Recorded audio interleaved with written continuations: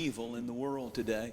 When you look around and you see the crime and you see the abortion and you see the murders and you see the violence and you see all the addiction and things that are going on, the horrible things that people do to each other, you have to come to a decision about what you believe. And today I'm going to be preaching a sermon I've entitled The Haunted House. Because if ever there was a time when our homes and our families and our marriages and our children were under attack spiritually by evil spirits, by the powers of Satan, it is in the day and in the time that we live. Amazingly, to me, many people, even in the church, don't even acknowledge the existence of Satan and demon powers. I don't believe in looking for a demon under every rock, and I don't think that we need to be unbalanced when we talk about spiritual warfare and the powers of darkness and satanic power. But the truth is, the Apostle Paul said, we wrestle not against flesh and blood, but against principalities and powers and spiritual rulers of darkness. And so the truth is, there's only two sources of supernatural power in the world today. Only two sources. And there is the power of God that can produce the supernatural, and there is the power of Satan that can produce the supernatural. Any supernatural power that does not come from God is supernatural power that comes from the devil. Interestingly, though, a lot of people in our culture and society today don't even believe in the existence of Satan. As a matter of fact, we wanted to hear what people were saying outside the church, and so we decided to go out and ask people point blank, do you believe there is a devil? Do you believe in the existence of evil? And this is what they said.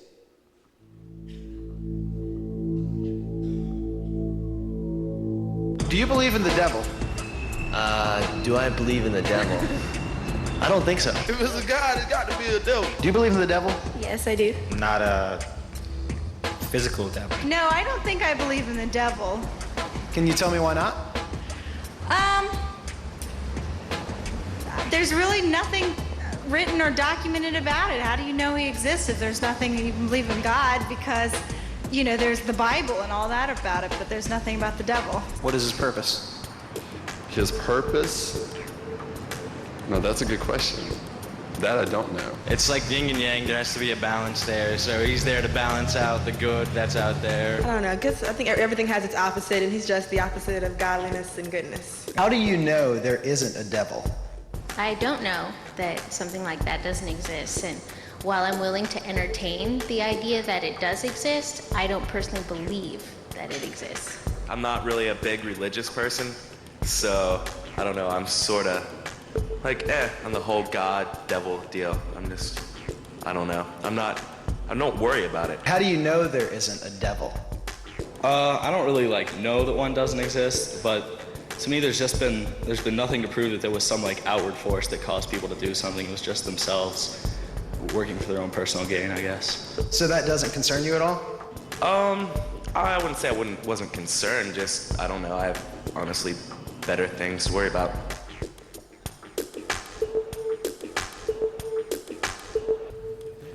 Well, whether people believe the devil is real or not, he's there, he exists, and his demon powers exist. And so today I want to teach you how you can devil-proof your home. I want to teach you how that a home can be haunted by the Holy Spirit or evil spirits. I want the Holy Spirit in my home. But the truth is, Satan is attracted to atmospheres that glorify what he stands for. Just as the Holy Spirit is attracted to certain atmospheres. He's attracted to an atmosphere of praise and worship. He's attracted to an atmosphere where there is purity and there is consecration.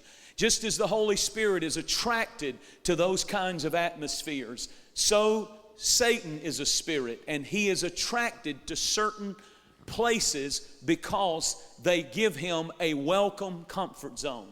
Do you know that there's a lot of homes that are ripe for satanic visitation?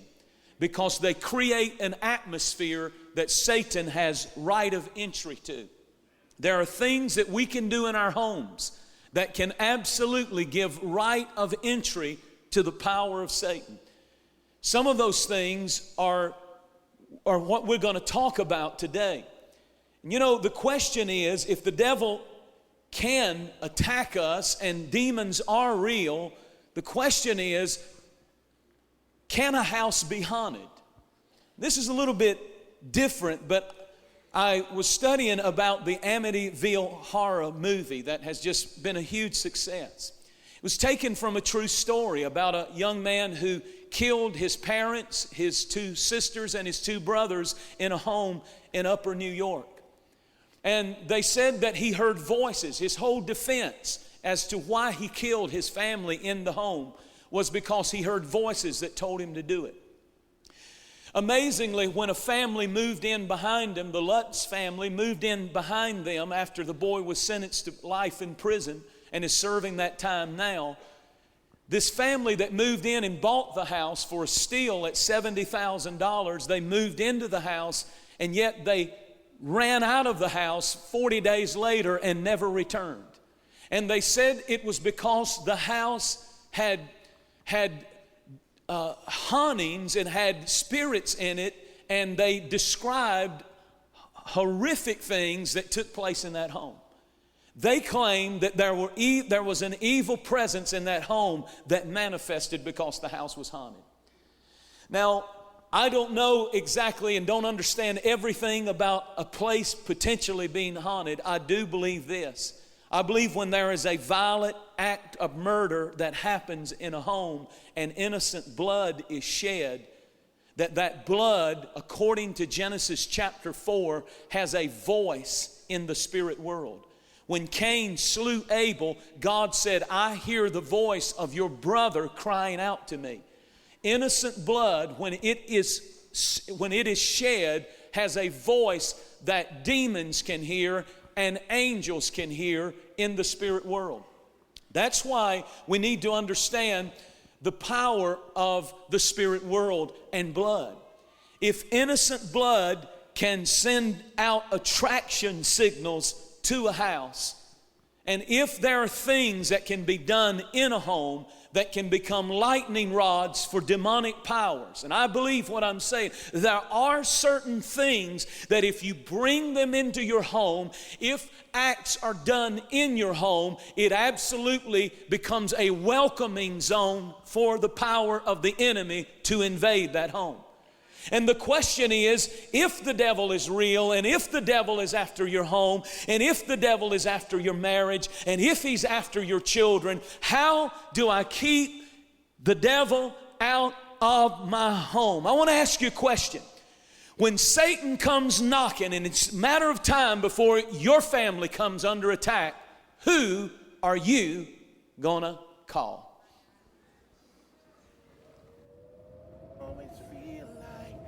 Somebody's watching me.